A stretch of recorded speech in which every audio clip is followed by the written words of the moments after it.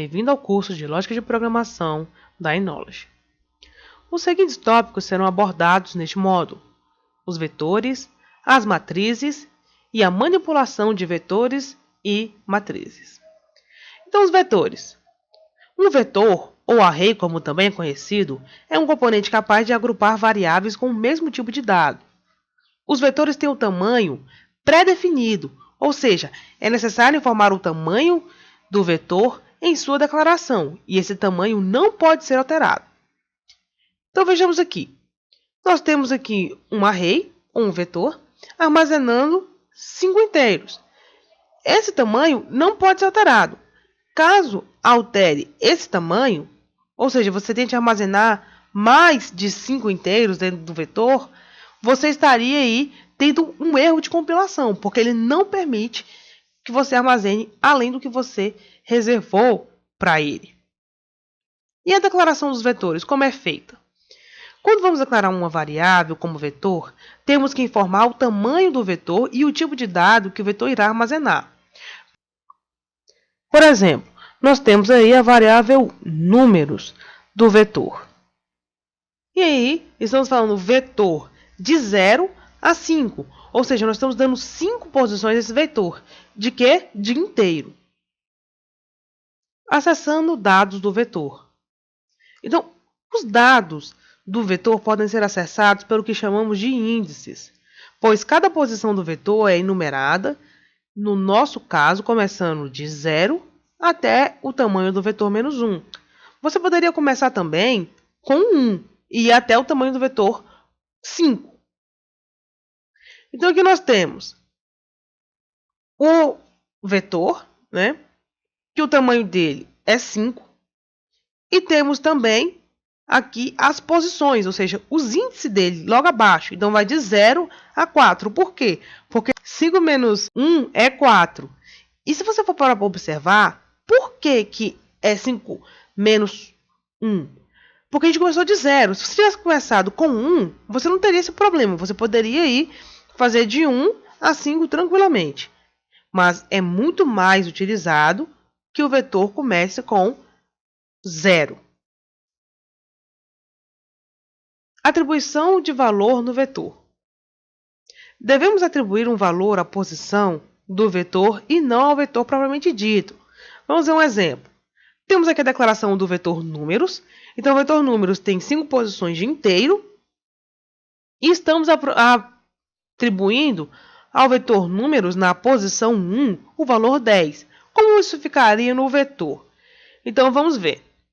Ficaria assim. Você tem os índices logo abaixo. E na posição 1, ou seja, no índice 1, eu estou armazenando aí o valor 10. Lendo dados do vetor. Para extrair os dados do vetor, você precisa informar a posição que o dado está. Então, por exemplo, temos aqui uma variável chamada num e temos aqui o vetor números. Então, nós estamos atribuindo o valor que está no vetor números na posição 1 a variável num. Matrizes. A matriz é um vetor com mais de uma dimensão. Então, vamos ver. O vetor que nós já acabamos de aprender é esse aqui, apenas com uma linha e os seus índices. E a matriz? A matriz não. Ela tem, no caso dessa matriz, 2 dimensões. Então, ela tem as linhas e as colunas. Mas a matriz você pode ter quantas dimensões você quiser. Porém, você tem que tomar cuidado com essas dimensões. Por quê? Porque se você coloca 3 dimensões, por exemplo, você está trabalhando também com a profundidade. Se você coloca mais dimensão, então você vai estar trabalhando cada vez com uma dimensão além. Então, se você não tomar cuidado, você chega uma hora que você não sabe mais como trabalhar com a sua matriz. A declaração de uma matriz. Basicamente, ela é feita da mesma forma que os vetores. Então, vejamos. Números, 2 pontos. A palavra reservada é a mesma, ou seja, vetor. Da posição 0 à posição 3, isso é as linhas. E da posição 0 à posição 3 de colunas. Ou seja, eu estou declarando uma matriz de 3 por 3, do tipo inteiro. Então, agora nós informamos o tamanho das duas dimensões. E o interessante é que você pode ter quantas você quiser. Porém, o Visual G não oferece um bom suporte para uma matriz de mais de duas dimensões. Por isso que nós vamos trabalhar somente com a matriz de duas dimensões. Mas você pode ter quantas você bem entender. Atribuindo dados em uma matriz. As matrizes também possuem índices. Portanto, para acessar seu valor, precisamos informar o seu índice. Vejamos, números recebe o valor 20 na linha 1 e na coluna 1. Como é que essa representação é feita na matriz? Então, nós temos aqui a matriz. Na linha 1 e na coluna 1, foi colocado o valor 20. Ou seja, esse valor está sendo armazenado na nossa matriz por meio dos índices dela. Acessando dados de uma matriz.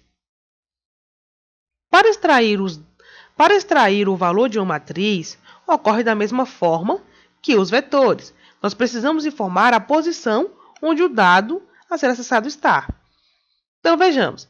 Novamente, a variável num está recebendo aí agora o valor que está na linha 1 e na coluna 1 da matriz números. Extraindo o dado da posição 1, vírgula 1 da matriz números e atribuindo a variável num, como eu já havia dito. Agora que você concluiu a aula teórica, vamos para a aula prática e praticar os conceitos aprendidos.